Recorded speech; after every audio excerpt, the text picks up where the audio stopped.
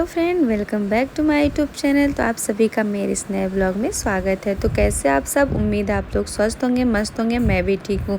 तो आप सभी को कृष्ण छठियार का हार्दिक शुभकामनाएं। फ्रेंड, तो मैं यहाँ पे सबसे पहले बनाने जा रही हूँ, क्या बोलने जाती हूँ क्या भूल जाती हूँ, कढ़ी। तो उसके लिए मैंने यहाँ पे बेसन, हल्दी और नमक ले लिया है। इसका पकौड़ा का जो मैं पकौड़े होते हैं इसका मैं पेस्ट तैयार करने जा रही हूँ। और बहुत सारे डिश बनाने हैं जिसके लिए मुझे फटाफट सारे काम करने होंगे। चलिए पहले पकौड़े का पेस्ट बना के पकौड़ा तल लेते हैं। तो चलिए मैं पेस्ट तैयार कर लेती हूँ। और इस पेस्ट को ना ज़्यादा थिक रखना, ना ज़्यादा पतला रखना है। मम्मी कहती है इसको मीडियम में रखना होता है, जिससे मतलब जितना आप फेंटेंगे ना उतना अच्छा पकौड़ी तैयार होगी। तो यहाँ पे हमारा पेस्ट तैयार हो गया। और अब चलिए चलते हैं अपने गार्डन में, था तोड़ के लाते हैं कड़ी पत्ता। तो हमारा फूल देखिए कितना सुंदर सुंदर खिला हुआ है यहाँ पे। तो ये गुलाब का फूल है और यहाँ पे अपराजिता और ये कड़ी पत्ता। तो बारिश से पूरे पौधे ना एकदम हरे भरे हैं। और यहाँ पे देखिए पूरा बारिश का पानी पत्ते पर। हमारे छत पे बहुत सारी सुबह सुबह चिड़िया आती हैं, इसकी वजह से हम यहाँ पे तो चावल डाल देती हूँ ताकि लोग खा सकें। तो यहाँ पे मैं पकौड़े डाल रही हूँ। और मैं थोड़ा बड़े बड़े पकौड़े डालूँगी, छोटे छोटे नहीं, क्योंकि लोग कहते हैं कढ़ी का पकौड़ा थोड़ा बड़ा होना चाहिए तो ज़्यादा स्वादिष्ट लगता है। इसके लिए मैं यहाँ पे थोड़ा बड़े बड़े पकौड़े डालूँगी।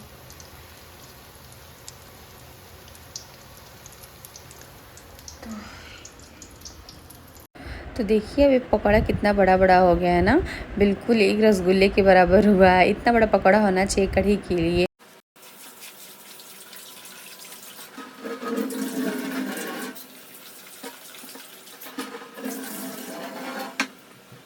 तो मैंने चावल वॉश कर लिए। अब बारी आती है कढ़ी का पेस्ट बनाने के लिए, जिसके लिए मुझे बेसन और दही चाहिए इसका घोल बनाने के लिए। और यहाँ पे मैं साथ साथ में ना पकौड़े भी चले, अगर आज मेरे पास 4 हाथ भी होते ना तो भी कम पड़ जाते, इतने सारे काम है मेरे। तो मैंने बहुत ही फ्रेश अपने घर की दही जमाई है, ये देखिए। तो अब मैं इसको इसमें डाल दूँगी। तो थोड़ी दही खट्टी होनी चाहिए।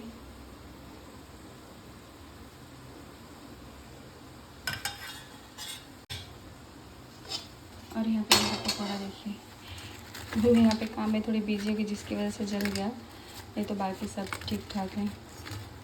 जला नहीं, बस थोड़ा हल्का लाल हो गया है।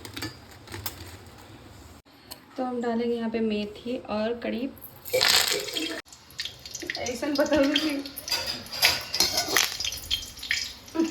ठीक है। वैसे आप लोग को पता है, अगर आप ना फ्रेश कड़ी पत्ता आपको तेल में डालते हो ना, गरम तेल में, इतना तेज़ तड़का लगता है ना कि मतलब जलने का डर होता है। तो ही हम लोग पीछे को इसी चीज़ पे हंस रहे थे कि आज तो मुँह ही जल गया होता। तो चलिए मेरा घोल तैयार हो गया है। तो मैंने मेथी और कड़ी पत्ता डाल दिया इसमें।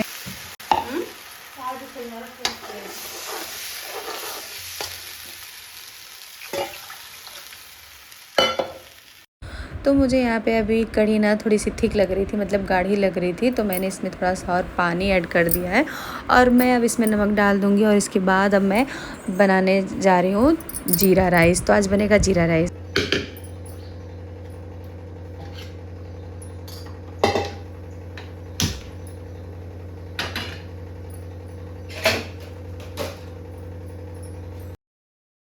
पता है कढ़ी के साथ ना जीरा राइस ही अच्छा लगता है, और मैं जीरा राइस ही बनाती हूँ। तो उसके लिए सबसे पहले इसमें रिफ़ाइंड डालूँगी। तो आप चाहे तो इसमें घी भी डाल सकते हो, तो उतना घी हमारे फैमिली को पसंद नहीं है, तो इसके लिए मैं रिफ़ाइन ही डालती हूँ।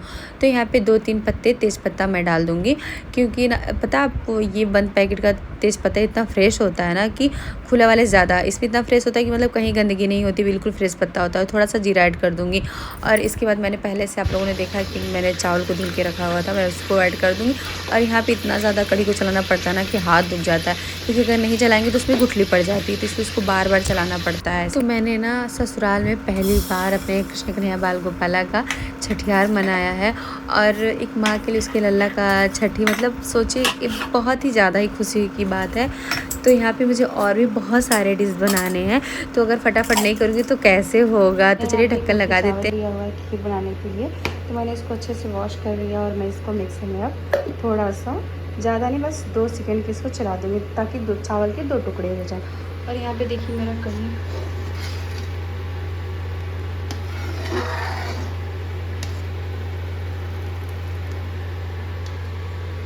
तो आप लोग को पता है पहले मुझसे ना मैं कितना भी कर लूँ मुझसे ना कढ़ी के पकौड़े एकदम कड़े रह जाते थे। फिर मुझे मम्मी ने बताया कि अगर मैं कढ़ी के जो पकौड़े अगर उसको 2 मिनट के लिए गर्म पानी में डाल दूँगी ना तो बिल्कुल नरम और एकदम सॉफ्ट और स्पंजी वाला ये पकौड़े हो जाएंगे। तो आप लोग देख भी सकते। मेरी कढ़ी तैयार हो गई है और मैं इसको अब ढक दूँगी। तो चलिए मेरी कढ़ी और मेरा चावल तैयार है। तो गाइस मेरा यहाँ पे कढ़ी और चावल तैयार हो गया है। अभी और भी आगे जो कुछ भी बनेगा मैं उसकी तैयारी फटाफट कर लेती हूँ क्योंकि बहुत जल्दी मुझे करना है। अभी बहुत सारे काम बाकी हैं। अभी लड्डू गोपाल का सारा काम बाकी है। तो चलिए फटाफट मैं अपना सारा पहले खाना बनाने का सारा कार्यक्रम ख़त्म कर लेती हूँ, फिर आगे का आप लोग को दिखाती हूँ।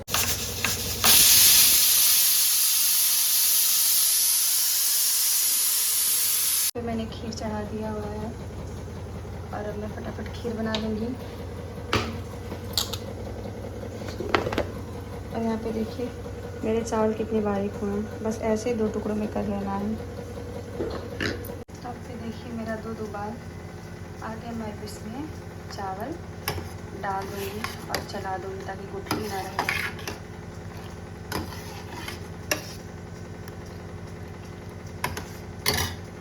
छोटी इलायची लिया हुआ है डालने के लिए खीर में। और यहाँ पे देखिए मेरी खीर अभी बिल्कुल एकदम मलाईदार हो गई है अपने नंदलाला के लिए। तो यहाँ पे मेरी खीर तैयार हो गई है। मैंने गैस बंद कर दिया और खीर में ना हमेशा खीर में चीनी तभी डालना चाहिए जब गैस बंद हो जाए तब, नहीं तो दूध फटने का डर होता है। तो यहाँ पे मैं पूड़ी तलने जा रही हूँ और मैंने अब लोहे की कढ़ाई चढ़ा दी। पता है पूड़ी वगैरह तलना पकौड़ा कुछ भी तलना हो ना तो लोहे की कढ़ाई सबसे बेस्ट होती है। पहली बात तो इसमें जलने वलने का डर ही नहीं होता है, नहीं तो बाकी कढ़ाइयाँ ना तो ऐसे जल जाती हैं जैसे छुड़ाने तो हाथ ही टूट जाएंगे। सच्ची बता रही हूँ मेरे लिए तो सबसे बेस्ट है लोहे की कढ़ाई है। तो मैंने कुछ पूड़ी ना पहले से बेल के रखी हुई थी क्योंकि भाई जब अकेले ही करना है ना तो फिर कैसे पूड़ी बेलेंगे और छानेंगे। तो यहाँ पे मेरा तेल भी गर्म हो गया और मैं फटाफट पूड़ी यहाँ पे देखिए जो पहले से मैंने बेल के रखा हुआ है उसको तल लूँगी, बाकी जो बचेगा तो मैं बेलते रहूँगी छानती रहूँगी। तो चलिए फटाफट ऐसे आसानी पड़ती है। अगर जो भी लोग अकेले करती है ना तो पहले पूड़ी को बेल के 2-3 थाली में रख ले तो बहुत ही आसानी पड़ती है छानने में।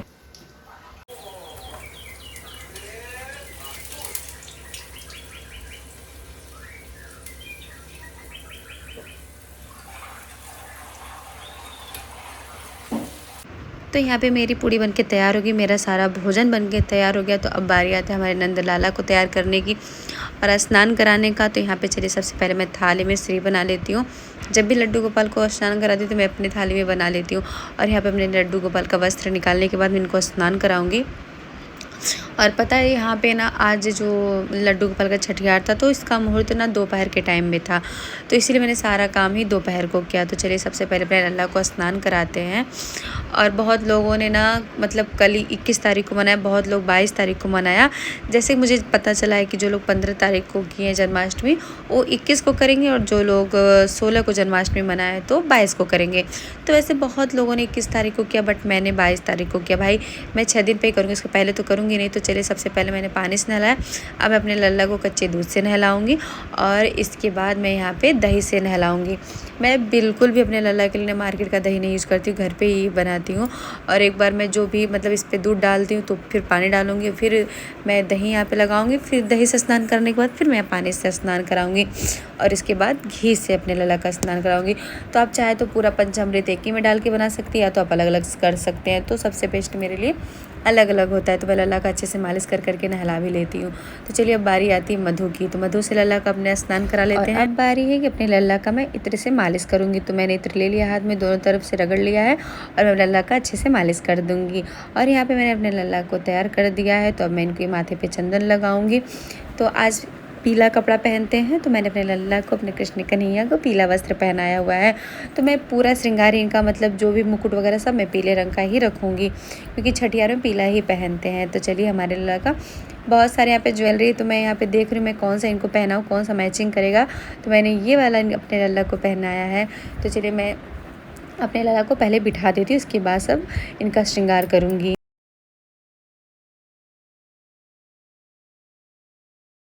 तो अब बारी आती है अपने लल्ला को मुकुट पहनाने के लिए। तो मैंने मुकुट भी पीला ही रखा है और यहाँ पे मुकुट लगा देते हैं। और आज पता है मैंने लल्ला के लिए अपने ना जो बाँसुरी लाई है ना, जैसे बचपन में बच्चों के लिए कैसे गुनगुना होता है, तो मैंने वैसी वाली बाँसुरी लाई, उसमें गुनगुना लगाया और खन खन करके बजता ना बहुत अच्छा लगता है।